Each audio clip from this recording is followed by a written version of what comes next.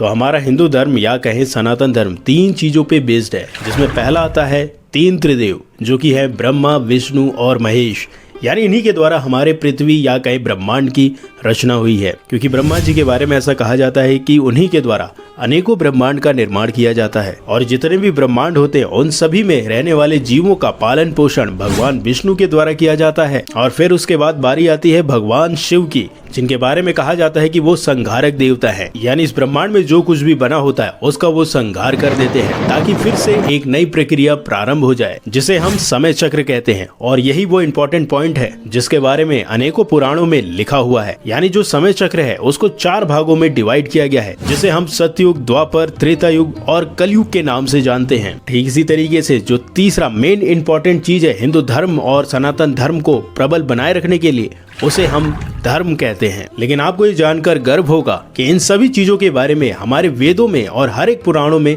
बड़े विस्तार से बताया गया है। लेकिन अगर हम आज की इस वीडियो में समय चक्र की बात करें तो समय चक्र वो चक्र है जिसमें सारी चीजें इंक्लूड हो जाती हैं। यानी जो 4 ये समय चक्र है, इन्हीं के इर्द गिर्द पूरी सृष्टि घूमती रहती है और इसी में धर्म की स्थापना भी होती है और ब्रह्मांड में जीवन की शुरुआत भी होती है। वो कैसे, चलिए अब आपको हम बताते हैं।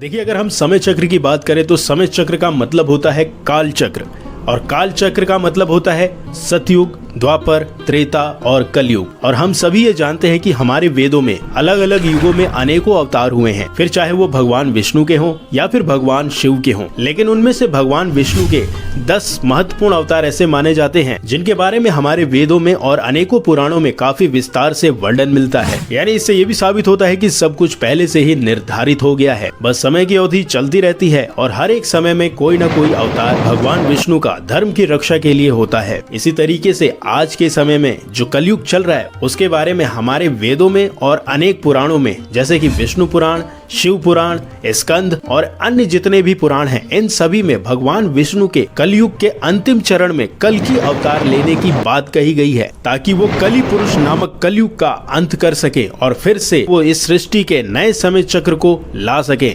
जिसे सतयुग का नाम कहा गया है। और ये समय चक्र हमेशा ऐसे ही रिपीट होते रहते हैं। तो अब बात करते हैं कि आखिर कल की अवतार के बारे में हमारे पुराणों में या फिर कहें भविष्य पुराण में कैसे बता दिया गया है कि भविष्य में यानी कलयुग में भगवान विष्णु का कल की अवतार होगा। तो आपको ये जानकर हैरानी होगी कि इन सभी इंसिडेंट के तार सतयुग से जुड़ते हैं। अब वो कैसे जुड़ते हैं, चलिए अब हम आपको बताते हैं। तो शिव पुराण के अनुसार ऐसा कहा जाता है, एक समय राक्षसों का बल काफी ज्यादा था और वो आए दिन देवताओं को काफी ज्यादा परेशान कर रहे थे। उन्हीं में से एक राक्षस हुआ जिसका नाम था तारकासुर, जो कि काफी ज्यादा बलवान था। लेकिन उसको जैसे तैसे देवताओं ने भगवान शिव के पुत्र के सहारे, जिनका नाम कार्तिकेय है, जो कि देवताओं के सेनापति भी कहे जाते हैं, उनके द्वारा तारकासुर का वध कर दिया जाता है। लेकिन जो तारकासुर के 3 पुत्र होते हैं, जिन्हें त्रिपुरासुर के नाम से जाना जाता है, उसका वध देवता नहीं कर पाते हैं, क्योंकि उन तीनों राक्षस भाइयों को ये वरदान मिला होता है कि उनका संहार केवल वही कर सकता है जो उनको एक ही बार में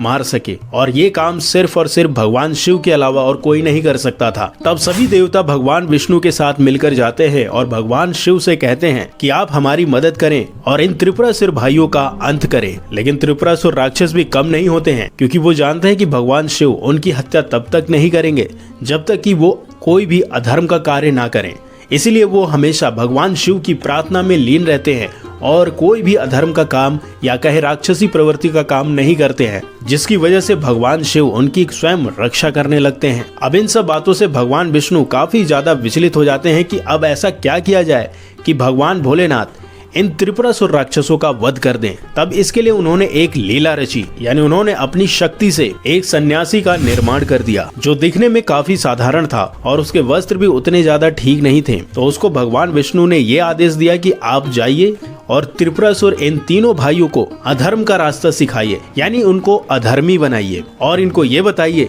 कि स्वर्ग और नर्क जैसी कोई चीज नहीं होती है, और अगर आप अपना काम निकालने के लिए किसी पर अत्याचार भी करते हो या पाप भी करते हो तो उसमें कोई हानि नहीं है। और उस सन्यासी की शिक्षा ग्रहण करके जो तीनों त्रिपुरासुर भाई होते हैं काफी ज्यादा प्रभावित होते हैं। फिर वो भी ये सोचते हैं कि हमें धर्म का काम करके आखिर मिल ही क्या रहा है, और अगर हम अपने अधर्म के रास्ते चलेंगे तो सभी देवता हमसे डरेंगे भी और तीनों लोकों में हमारा वर्चस्व भी हो जाएगा, जिसके द्वारा लोग हमें ही भगवान यानी ईश्वर समझने लगेंगे। फिर वो तीनों त्रिपुरासुर भाई अधर्म का रास्ता अपना लेते हैं और हर जगह अत्याचार करना शुरू कर देते हैं। और जब ये बात भगवान विष्णु भगवान शिव से कहते हैं कि आपने ये कहा था कि जब तक ये तीनों भाई अन्याय और अत्याचार नहीं करेंगे तब तक मैं उनका वध नहीं करूंगा, अब आप देख लीजिए वो कितना ज्यादा अन्याय कर रहे हैं। तो इस पर भगवान शिव कहते हैं कि आपकी बात बिल्कुल सत्य है, अब उनका अंत निकट आ गया है। और फिर सभी देवता और भगवान शिव मिलकर उन तीनों त्रिपुरासुर भाइयों का वध कर देते हैं। लेकिन इन सभी इंसिडेंट में जो सन्यासी होते हैं वो बच जाते हैं। अब वो फिर से भगवान विष्णु के पास जाते हैं कि हे ईश्वर, आपने जो कहा था हमने वो किया,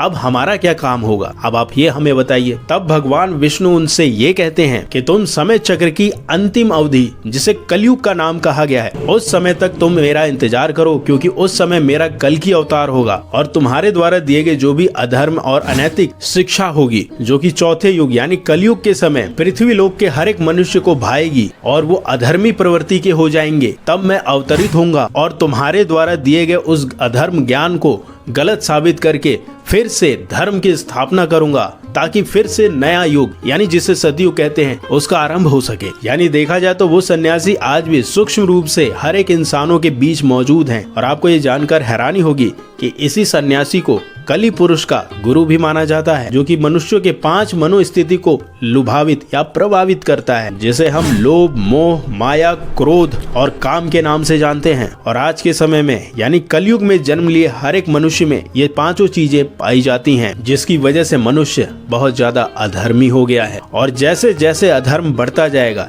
यानी ये 5 चीजें मनुष्य पे हावी होती जाएंगी, वैसे वैसे कलयुग या कहें कली पुरुष और बलवान होता जाएगा। और जब कलयुग का अंतिम चरण आएगा और मनुष्य पूरी तरीके से लोभ, मोह, माया, क्रोध और काम इन 5 विकारों से प्रभावित हो जाएगा और अधर्म को ही अपना धर्म समझेगा और देवताओं का पूजा पाठ, धर्म कर्म सब कुछ समाप्त हो जाएगा, तब जाकर भगवान विष्णु का कल की अवतार होगा और वो कली पुरुष का अंत करेंगे। और अब हम आपको ये बताते हैं कि आखिर कली पुरुष का जन्म कैसे हुआ या कली पुरुष को कैसे भगवान के द्वारा चौथे काल या चौथे युग में परिवर्तित कर दिया गया है। तो इसको समझने के लिए आपको विष्णु पुराण में समुद्र मंथन की कथा को समझना पड़ेगा। यानी ऐसा कहा जाता है कि एक समय दुर्वासा ऋषि इंद्र के पास पहुंचे और देवराज इंद्र के सम्मान के लिए उनको माला भेंट की, लेकिन उन्होंने दुर्वासा ऋषि का अपमान कर दिया। यानी ऋषि दुर्वासा के द्वारा जो माला इंद्र भगवान को दी गई थी, उन्होंने अपनी हाथी यानी ऐरावत को चढ़ा दिया था, जिसके कारण से जो दुर्वासा ऋषि थे वो काफी ज्यादा क्रोधित हुए और क्रोध में आकर उन्होंने सभी देवताओं को ये श्राप दे दिया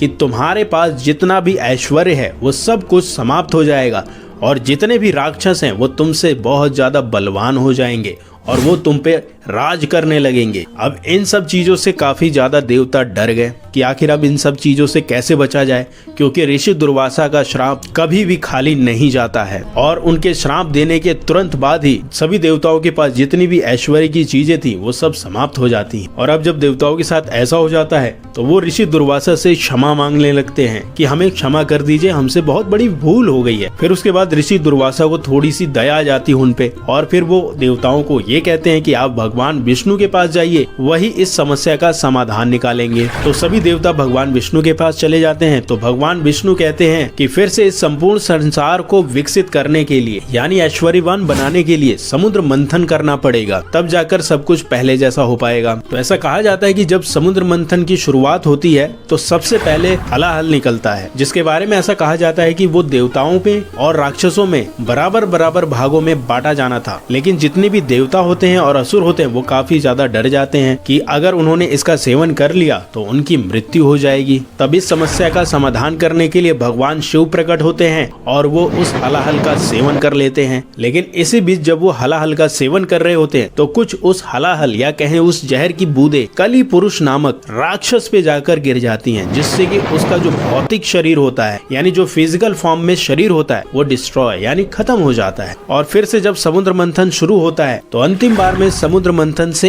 अमृत निकलता है, जिसके बारे में आप सभी जानते हैं कि छीना झपटी में कुछ बूंदें समुद्र में गिरती हैं, तो वहीं कुछ बूंदें पृथ्वी की अलग अलग जगहों पे गिरती हैं, जो कि आज के समय में उज्जैन और प्रयागनगर के नाम से जाने जाते हैं, जहाँ पर हर 12 वर्ष के बाद कुंभ मेला आयोजन होता है। और ये जो अमृत की बूंदें उस समय समुद्र में गिरती हैं, तो उसकी कुछ छींटे जो हैं वो कली पुरुष नामक राक्षस पे फिर से गिर जाती हैं, जिससे कि क्या होता है, उसकी फिजिकल बॉडी तो हलाहल के कारण खत्म हो गई थी, लेकिन जो उसका सूक्ष्म शरीर होता है, जिसे हम सोल कहते हैं, वो जीवित हो जाती है, क्योंकि अमृत उन पे गिर जाता है और वो अमर हो जाता है। जिसके बाद भगवान शिव उसको ये वरदान दे देते हैं कि अब से तुम्हारा युग भी आएगा, जिसे हम कलयुग के नाम से जानेंगे, और उस युग में तुम्हारा ही वर्चस्व होगा। यानी तुम्हारे काल में या कहे तुम्हारे युग में जो भी मनुष्य जन्म लेगा, वो तुम्हारी प्रवृत्ति से अछूता नहीं रहेगा, यानी उसके गुण तुम्हारे अंदर आ जाएंगे और जो तुम चाहोगे वो होता रहेगा। और अंतिम चरण जैसे जैसे आएगा, वैसे वैसे तुम अपने फिजिकल फॉर्म को फिर से प्राप्त कर लोगे। और फिर उसके बाद भविष्य पुराण में ऐसा बताया गया है कि जब कली पुरुष अपना फिजिकल फॉर्म प्राप्त कर लेगा, यानी कलयुग का जब अंतिम चरण चलेगा, तो वो अपना फिजिकल फॉर्म प्राप्त कर लेगा, तो वो पाताल लोक में जितने भी राक्षस हैं उनको वो स्वतंत्र करा के, जो कि भगवान राम के द्वारा आज तक बंदी बनाए गए हैं, उनको वो स्वतंत्र करा लेगा। और फिर उसके बाद पूरे ब्रह्मांड में एक बार फिर से